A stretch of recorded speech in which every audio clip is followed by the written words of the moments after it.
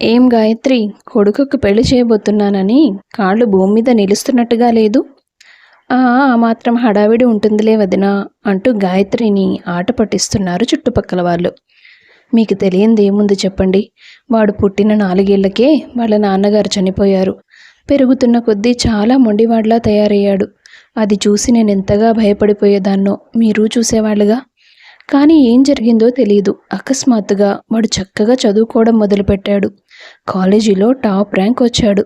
వాడి తెలివితేటలతో మంచి బిజినెస్ స్టార్ట్ చేసి దాన్ని అభివృద్ధి చేశాడు. 2 గదుల ఇల్లు ఈరోజు ఇంద్రభవనంలా మారిపోయింది. ఇదంతా వాడి తెలివి, వాడి కష్టమే. వాడి గురించి నా మనసులో ఉన్న అనుమానాలన్నీ పటాపంచలైపోయాయి. వాడిలో ఎంతో పరిపక్వత చూశాను ఈ 4 ఏళ్లలో. నిజమే గాయత్రి, అప్పట్లో ధనుష్ ప్రవర్తన చూసి మాకు కూడా భయం వేసేది. కన్నతల్లిగా నువ్వెన్ని కన్నీళ్లు కార్చుంటావో అర్థం చేసుకోలేమా? ఇంతకీ నీకు కాబోయే కోడల్ని నువ్వు సెలెక్ట్ చేశావా, ధనుష్ సెలెక్ట్ చేసుకున్నాడా? లేదు, నేనే సెలెక్ట్ చేశాను.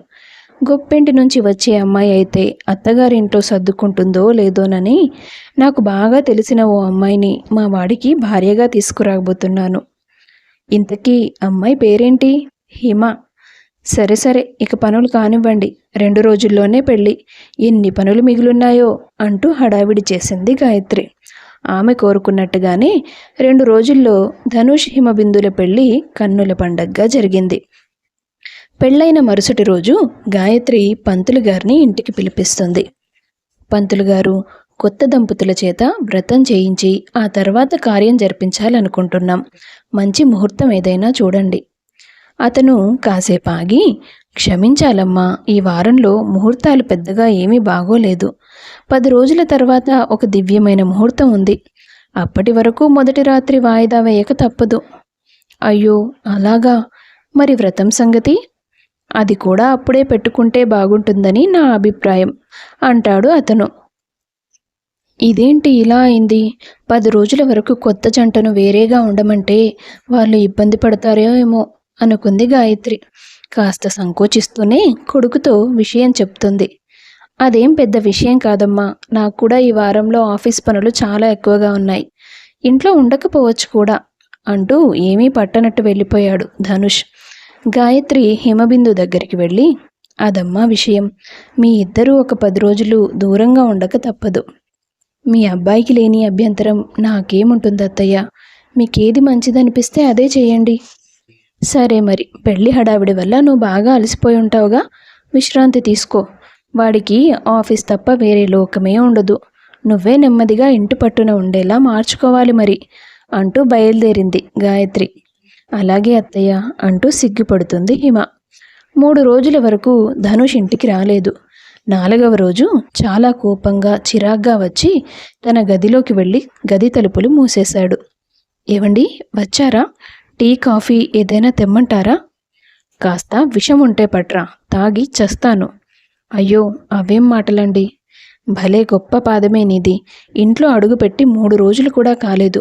4 ఏళ్ళు నేను కష్టపడి నిర్మించుకున్న నా సామ్రాజ్యాన్ని మొత్తం కూల్చేశావు. నేనేం చేశానండి? తమరి పాదం ఇంట్లో పడగానే ఆఫీస్లో కొత్త ప్రాబ్లమ్స్ మొదలయ్యాయి. బిజినెస్ దివాలా తీసే పరిస్థితి వచ్చింది. కొన్ని సంవత్సరాల నుండి మహజ్జాతకుడిలా వెలిగిపోతోంది నా జీవితం. నువ్వు అడుగు పెట్టి పెట్టగానే నాకు దరిద్రం చుట్టుకుంది అంటూ భార్యను నోటికి వచ్చినట్టు మాట్లాడతాడు ధనుష్. ఆమె చాలా నొచ్చుకుంటుంది. కన్నీళ్లు పెట్టడం మొదలు పెడుతుంది. ఆపు, ఏడవకు.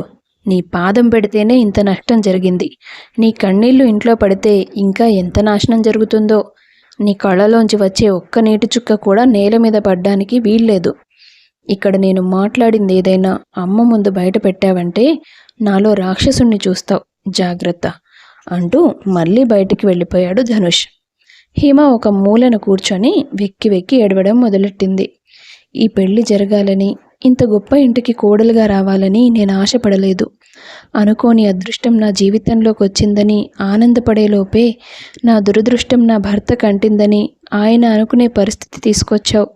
ఇది నీకు న్యాయంగా ఉందా స్వామి అని దేవుడితో తన గోడుని చెప్పుకుందామే. అప్పటినుంచి ప్రతిరోజు అలాగే గడిచేది. తల్లి కంటపడకుండా గదిలోపల భార్యను నానా మాటలని హింసించేవాడు ధనుష్. పంతులు గారు పెట్టిన 10 రోజుల గడువు పూర్తయి ఇంట్లో సత్యనారాయణ వ్రతం జరిపించడానికి ముహూర్తం పెట్టించింది గాయత్రి. అయిష్టంగానే భార్యతో కలిసి వ్రతం పూర్తి చేస్తాడు ధనుష్. మరుసటి రోజు రాత్రి వాళ్ళిద్దరికీ మొదటి రాత్రి ఏర్పాట్లు జరుగుతాయి. ఆ రోజు ధనుష్ విపరీతంగా తాగి భార్యతో గొడవ పడ్డం మొదలుపెట్టాడు. అతని కోపం మాటల నుంచి చేతుల వరకు వచ్చింది. ఆమె మీద చెయ్యి చేసుకోవడం తలుపు దాటి బయట వరకు వినిపిస్తుంది. గాయత్రి కంగారుగా వచ్చి తలుపు తడుతుంది.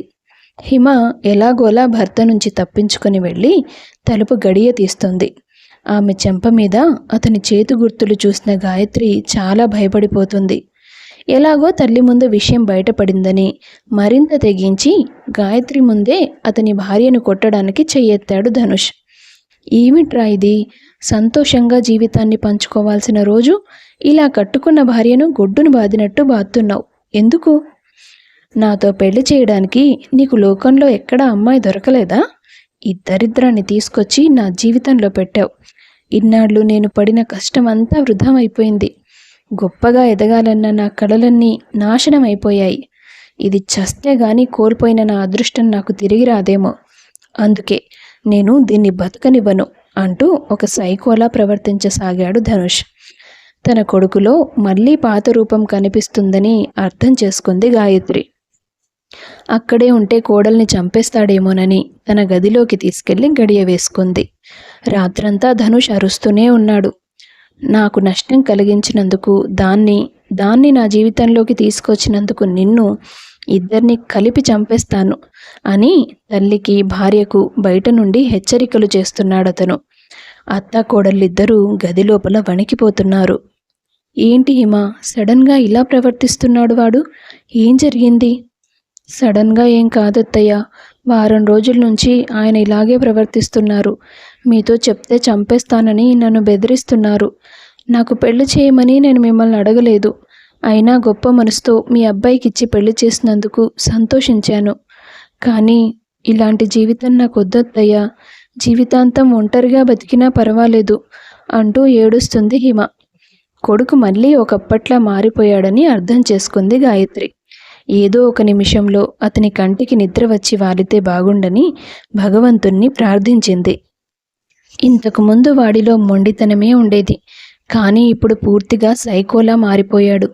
వాడిని కన్న పాపానికి నన్ను చంపినా పర్వాలేదు, కానీ ఏ పాపం తెలియని ఓ అమ్మాయిని వాడి జీవితంలోకి నేనే తీసుకొచ్చాను. నేను చేసిన పొరపాటు వల్ల తన బ్రతుకు నాశనం కాకూడదు అనుకుంది గాయత్రి. ఇంకాసేపట్లో తెల్లవారుతుందనగా నెమ్మదిగా గది తలుపులు తెరిచి చూస్తుంది. రాత్రి అతను ఎక్కువసేపు తాగడం వలన మత్తుగా సోఫాలో నిద్రపోతున్నాడు. బీరువాలో ఉన్న తన నగల్ని, బట్టల్ని ఒక సంచిలో సర్దుకొని కోడలు చెయ్యి పట్టుకొని నెమ్మదిగా ఇంటి గడప దాటిందామె. నేరుగా రైల్వే స్టేషన్కి వెళ్ళి అక్కడ కనిపించిన ఓ రైలు ఎక్కేశారు వాళ్ళిద్దరూ. ధనుష్ వాళ్ళ కోసం ఊరంతా గాలించాడు. పారిపోయారని అర్థం చేసుకొని తిరిగి ఇంటికి వెళ్ళిపోయాడు. పోని ఈ రకంగానైనా వాళ్ళ దరిద్రం నాకు వదులుతుంది అనుకున్నాడు ఆవేశంగా. గాయత్రి, హిమ ఇద్దరూ విశాఖపట్నంలో రైలు దిగుతారు. ఇది వరకెప్పుడూ ఆ ఊరు రాలేదు. ఎక్కడికి వెళ్ళాలో ఎక్కడ ఉండాలో తెలియదు. ఆటో పట్టుకొని ఒక చిన్న హోటల్కి వెళ్ళి స్నానాలు భోజనాలు ముగించుకున్నారు. అత్తయ్య, మీరెందుకు ఇల్లు దాటి వచ్చారు? నన్ను మాత్రమే పంపిస్తే సరిపోయేది కదా. నువ్వు వాడి మాటలు సరిగ్గా విన్నట్టు లేవు. నిన్ను వాడికిచ్చి పెళ్లి చేసినందుకు నా మీద కూడా కోపంగా ఉన్నాడు. వాడిలో ఇలాంటి మొండితనం చిన్నప్పటి నుంచి ఉందమ్మా, కానీ కొన్ని సంవత్సరాలుగా అదంతా మాయమైపోయింది. వాడిలో మార్పు వచ్చిందని నమ్మి నేను నిన్ను వాడికిచ్చి పెళ్లి చేశాను. కానీ వ్యాపారంలో నష్టం రాగానే మళ్ళీ వాడు ఒకప్పట్లా మారిపోయాడని అర్థం చేసుకున్నాను. పైగా నిన్నొక్కదాన్నే ఒంటరిగా బయట ప్రపంచంలోకి పంపడం నాకు కరెక్ట్ అనిపించలేదు. ఇప్పుడు ఏం చేద్దాం అత్తయ్య? ఏం చేసేది లేదు. నీకు పెళ్ళైనట్టు ఈ ప్రపంచానికి తెలియాల్సిన అవసరం లేదు. ఈ ఊర్లోనే ఒక చోట ఇల్లు అద్దెకి తీసుకుందాం. ఏదైనా చిన్న వ్యాపారం పెట్టుకొని బతకడం మొదలు పెడదాం. భవిష్యత్తు భారం ఆ దేవుడు చూసుకుంటాడు. నీ మెడలో ఉన్న తాళి ఈ ప్రపంచానికి కనిపించకూడదు. జాగ్రత్త. నేను నీకు మేనత్తనని, మనకెవరూ లేరని, బ్రతుకు తెరువు కోసం ఈ ఊరొచ్చామని అందరికీ చెప్పాలి అని కోడలికి చెప్తుందామె. ఆ తర్వాత వాళ్ళిద్దరూ రోజంతా వెతికి ఓ చోట ఇల్లు అద్దెకు తీసుకుంటారు. గాయత్రి పిండి వంటలు చాలా బాగా చేస్తుంది. అందుకే వాళ్ళు అద్దెకు ఉన్న ఆ వీధిలోనే 10 రోజుల తర్వాత ఒక స్వీట్ షాప్ ఓపెన్ చేస్తారు. అదే తమ జీవనాధారంగా మలుచుకుంటారు. అలా కొన్ని నెలల పాటు కాలం గడిపారు వాళ్ళు. ఓ రోజు ఆ కాలనీకి ఒక కుటుంబం కొత్తగా వచ్చింది. అత్త, పెద్ద లారీ వచ్చింది మన వీధిలోకి, ఎందుకంటావ్? ఎవరో కొత్త వాళ్ళు ఈ కాలనీలో అద్దెకొచ్చినట్టున్నారు. అద్దెకొచ్చిన వాళ్ళు ఇంత సామాన్ తెచ్చుకుంటారా అని గాయత్రి బిందు మాట్లాడుకుంటున్నారు. అప్పుడే అక్కడికి స్వీట్లు కొనడానికి వచ్చిన వ్యక్తి, వాళ్ళు అద్దెకు రాలేదమ్మా, ఆ ఎదురుగా ఉన్న ఇంటిని వాళ్ళు కొనుక్కున్నారు. వాళ్ళ అబ్బాయి పేరు అదేదో అన్నారే, మురళి, పోలీస్ ఆఫీసర్ అంట. ఈ ఊరికి పోస్టింగ్ వేసినట్టున్నారు, అందుకే ఇక్కడికి మారారు. అంటే ఏ ఊరికి పోస్టింగ్ వేస్తే ఆ ఊర్లో కొత్త ఇల్లు కొనుక్కుంటారా బాబాయ్? అమాయకంగా అడిగింది బిందు. అట్లా ఏం ఉండదమ్మా, ఎంతైనా ఇది సిటీ కాబట్టి ఇక్కడ కొనుక్కున్నారు. ఏమో మరి, పర్మనెంట్గా ఉండే అవకాశం కూడా ఉండొచ్చు కదా. అయ్యుండొచ్చులే. ముగ్గురే కనిపిస్తున్నారు, ఆ ఆఫీసర్కి పెళ్ళవలేదా? ఇంకా అయినట్టు లేదు అని సమాధానమిచ్చి ఆ వ్యక్తి వెళ్ళిపోయాడు. ఓ అరగంట తర్వాత మురళి బిందు వాళ్ళ స్వీట్ షాప్కి వస్తాడు. చెప్పండి సార్, ఏం కావాలి? 1/2 కిలో టమాటాలు కావాలి, ఇస్తావా?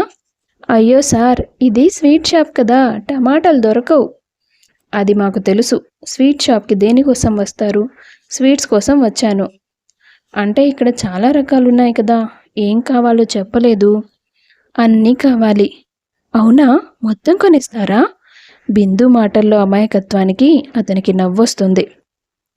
అవును, కొత్తగా వచ్చాం కదా, పాలు పొంగించబోతున్నాం. కాలనీలో వాళ్ళందరినీ పిలిచి స్వీట్లు పంచుదామని అమ్మ చెప్పింది. అలాగే సార్, తీసుకోండి అని షాపులో ఉన్న స్వీట్లన్నీ ప్యాక్ చేసి అతనికిచ్చి డబ్బులు తీసుకుంటుంది బిందు. మంచి గిరాకీ అయిందన్న సంతోషం ఆమె మొహంలో చూస్తాడు మురళి. ఈ అమ్మాయి చాలా ఇంట్రెస్టింగ్గా ఉంది, చూద్దాం, ఇక్కడే ఉంటాను కదా అని మనసులో అనుకుని వెళ్ళిపోయాడు. బిందు షాప్ మూసేసి ఇంటికి పరిగెత్తింది. అత్తయ్య, చూడండి ఎన్ని డబ్బులో. ఒక్కసారిగా ఇంత డబ్బెక్కడిది? షాపులో ఉన్న స్వీట్లన్నీ ఒకతను కొనేశాడత్తయ్యా. అదే కొత్తగా వచ్చిన పోలీసు. అంటే ఇప్పుడు షాప్లో స్టాక్ ఏం లేదా? లేదత్తయ్యా. సరే అయితే అందులో నుంచి సగం డబ్బులు తీసుకెళ్ళి సామాన్ తీసుకురా, కొన్ని స్వీట్స్ తయారు చేద్దాం. అలాగే అంటూ సంతోషంగా మార్కెట్కి వెళ్ళింది బిందు. స్వీట్లు తయారు చేయడానికి కావాల్సిన సామాన్లు కొనేటప్పుడు పక్కన మళ్ళీ మురళి కనిపించాడు. ఏంటమ్మాయి, ప్రతి చోట నువ్వే కనిపిస్తున్నావు? అయ్యో సార్, అలా ఏం లేదు. మీరు స్వీట్లన్నీ కొనేశారు కదా, అందుకని రేపు షాప్ తెరవాలంటే కొన్ని స్వీట్లు తయారు చేయాలిగా. ఇక మీదట కూడా మీకేం స్వీట్లు కావాలన్నా మాకే చెప్పండి. ఆమె మాట్లాడిన తీరుకి అతనికి మళ్ళీ నవ్వొస్తుంది. సరే చెప్తాన్లే, ఇంటికేగా వెళ్తున్నావు, ఎలా వెళ్తావు? ఆటోలో వెళ్తాను సార్, నా కార్ ఖాళీగానే ఉంది, నేను ఒక్కడనే వెళ్తాను. నీకు అభ్యంతరం లేకపోతే రావచ్చు. కానీ సామాను ఉంది కదా. నా కారుకి డిక్కీ ఒకటి ఉంది కదా, అందులో పడతాయిలే. అవును కదా, సరే పదండి. అలా అతనితో కలిసి కారెక్కుతుందామె. ఇంతకీ నీ పేరేంటి? బిందు. బాగుంది నీ పేరు. నా పేరు అడగవా? తెలుసు, మీ పేరు మురళి కదా. చాలా ఫాస్ట్గా ఇన్ఫర్మేషన్ రాబట్టావైతే. ఎవరెవరుంటారు మీ ఇంట్లో? నేను, మా అత్త. అత్త అంటే మీ అత్తగారా? అవును. ఏంటి? కాదు, మా మేనత్త. మేమిద్దరమే ఉంటాం, మాకెవ్వరూ లేరు. అలా మాట్లాడుకుంటూ ఇంటి దాకా వెళ్ళారు వాళ్ళు. ఆ రోజు నుండి మురళి మాటిమాటికి బిందును పలకరించడానికి వెళ్ళేవాడు. అమాయకమైన ఆమె మాటలు, నిష్కల్మషంగా ఉండే ఆమె మనసు అతని దృష్టిని ఆకర్షించింది. ఖాళీ దొరికినప్పుడల్లా ఏదో వంక పట్టుకొని తనతో మాట్లాడడానికి ఇష్టపడేవాడు. గాయత్రి అదంతా గమనించేది. ఓ రోజు గాయత్రి అతని దగ్గరికి వెళ్ళి, బాబు, మీరు మాటిమాటికి బిందుతో మాట్లాడే ప్రయత్నం చేయడం నాకు అర్థమవుతుంది. కానీ కాలనీ వాళ్ళకి అర్థమైతే వాళ్ళు తప్పుగా అనుకోరా? తనకి చాలా భవిష్యత్తు ఉంది, దానికి చెడ్డ పేరు రానివ్వద్దు అని బతిమాలుకుంటుంది. బిందుకి చెడ్డ పేరు తేవాలని నేను తనతో మాట్లాడే ప్రయత్నం చెయ్యట్లేదాంటీ. నాకు తన మాటలు, మనసు బాగా నచ్చుతాయి. ఈ రోజుల్లో కూడా ఇంత అమాయకంగా మనుషులున్నారంటే నమ్మబుద్దే కాదు. మీరు కోప్పడనంటే నేను ఒక మాట చెప్తాను. అయ్యో, మీ మీద కోప్పడేంత సాహసం మేమేం చేయగలం బాబు. ఎలాగో ఒకే కాలనీలో ఉంటున్నాం. బిందుకి నాకు పెళ్లి చేయండి. ఆ తర్వాత తనే కాదు, తనతో పాటు మీరు కూడా మా ఇంట్లోనే ఉండొచ్చు. మా వాళ్ళకు కూడా ఎలాంటి అభ్యంతరం ఉండదు. మురళి మాటలు విన్నాక గాయత్రి ఏమీ మాట్లాడకుండా తిరిగి ఇంటికి వెళ్ళిపోతుంది. ఆ రోజు రాత్రంతా అతను పెట్టిన ప్రతిపాదన గురించి ఆలోచిస్తుంది ఆమె. నిజానికి బిందు జీవితం గురించి నేను ఇదివరకే ఆలోచించాల్సింది. ఇది నిజంగా మంచి అవకాశమే. కానీ తనకిదివరకే పెళ్ళైందని తెలిస్తే అప్పుడు మళ్ళీ దాని కాపురం చిక్కుల్లో పడుతుంది. ఏం చేయాలి అని ఆలోచిస్తూ ఉండిపోతుందామె. ఓ 4 రోజులు గడిచాక మురళి మళ్ళీ అదే ప్రస్తావనని గాయత్రి దగ్గరికి తీసుకొస్తాడు. ఇక తప్పదని అతనితో జరిగిందంతా చెప్తుంది గాయత్రి. బిందు నా కొడుకు భార్య. వాడికున్న మానసిక రోగం కారణంగా తను ఇబ్బంది పడకూడదని తనని తీసుకొని నేను ఇక్కడి దాకా వచ్చాను. అందుకే మీరు తనని పెళ్లి చేసుకుంటా అన్నప్పుడు నేనేమీ మాట్లాడలేదు. దయచేసి ఈ విషయం కాలనీలో ఎవరికీ తెలియనివ్వద్దు. తన గతం తనకి దూరంగానే ఉండాలి. అప్పుడే బిందు సంతోషంగా ఉంటుంది. గాయత్రి చెప్పిందంతా విన్నాక మురళి ఆలోచనలో పడతాడు. అంత కష్టం చూసిన తర్వాత కూడా తట్టుకొని అంత నిర్మలమైన మనసుతో తను ముందుకు నడుస్తోందంటే అమాయకత్వంతో పాటు తనలో కొండంత ధైర్యం కూడా ఉంది. మెడలో తాళి పడిందన్న మాటే కానీ వారిద్దరి మధ్య ప్రేమనేదే లేదు. అలాంటప్పుడు బిందు మనసులో అతని కోసం చోటుంటుందని నేను అనుకోను. నా మనసుకు నచ్చిన తనని నేనెందుకు వదులుకోవాలి అనుకుని నేరుగా బిందు దగ్గరికి వెళ్ళాడు. ఆమెను ఇష్టపడుతున్న విషయం, తనతో పెళ్లి గురించి గాయత్రితో మాట్లాడిన విషయం ఇవన్నీ చెప్తాడామెతో. నీ గతం గురించి నాకు అనవసరం. మనిద్దరం ఒకటైతే మన భవిష్యత్తు బాగుంటుందనేది నా నమ్మకం. నన్ను పెళ్లి చేసుకో బిందు అంటూ అడుగుతాడు ఆమెను. క్షమించండి సార్, మీ పట్ల నాకెప్పుడూ అలాంటి ఉద్దేశం లేదు. పైగా నన్ను పెళ్లి చేసుకున్నందుకే తన భవిష్యత్తు పాడైపోయిందని నా భర్త అన్న మాటలు ఇప్పటికీ నేను మర్చిపోలేదు. మీ జీవితంలోకి వచ్చాక మీకేదైనా నష్టం జరిగితే దానికి కారణం నేనే అని జీవితాంతం కుమిలిపోవాలి. ఆ బాధ నాకొద్దు అంటూ తిరస్కరించింది బిందు. మనందరి తలరాతలు దేవుడెప్పుడో రాసి పెడతాడు. ఎవరి వల్ల ఎవరికీ నష్టం జరగదు. అది అపోహ మాత్రమే. అలాంటి భయం నీకు అవసరం లేదు. ఎన్ని కష్టాలు వచ్చినా సరే నేనెప్పటికీ నీ చెయ్యి వదలను. ఒప్పుకో బిందు, నేను నిన్ను వదులుకోలేను. కానీ నా గతం మన భవిష్యత్తుని వెంటాడొచ్చు. మీకు మనశ్శాంతి లేకుండా చేయొచ్చు. ఆ అవకాశం అస్సలు లేదు. నీ మాజీ భర్త ధనుష్, తన గురించి నేను ఎంక్వైరీ చేశాను. కంపెనీలో వచ్చిన నష్టాన్ని పూడ్చుకోవడానికి బాగా డబ్బున్న కుటుంబంలోని ఓ అమ్మాయిని పెళ్లి చేసుకున్నాడు. అతను కోరుకున్నట్టే తన కంపెనీని నిలబెట్టుకున్నాడు. అతన్ని జోలికొచ్చే అవకాశమే లేదు. వచ్చినా ఎదుర్కోవడానికి నీకు నేనున్నాను అని మురళి చెప్పాక బిందు ఆలోచిస్తుంది. నాకు కొంచెం టైం కావాలి సార్ అని చెప్పి ఇంటికి వెళ్ళిపోతుంది. కొడుకు మరో పెళ్లి చేసుకొని ప్రశాంతంగా ఉన్నాడని తెలుసుకున్న గాయత్రి ఓ కష్టం తీరిపోయిందంటూ సంతోషిస్తుంది. బిందు మురళిల పెళ్లికి ఒప్పుకుంటుంది. ఆమె గతం గురించి తెలిసి తనని ఇష్టపడి పెళ్లి చేసుకున్నందుకు భర్తలో ఆకాశమంత గొప్పతనం చూస్తుంది బిందు. అతనే తన సర్వస్వంగా బ్రతుకుతుందామె. అలా ఆమె కథ సుఖాంతం అవుతుంది. కథ నచ్చితే వీడియో లైక్ చేసి షేర్ చేయండి. తప్పకుండా ఛానల్ను సబ్స్క్రైబ్ చేసుకోండి.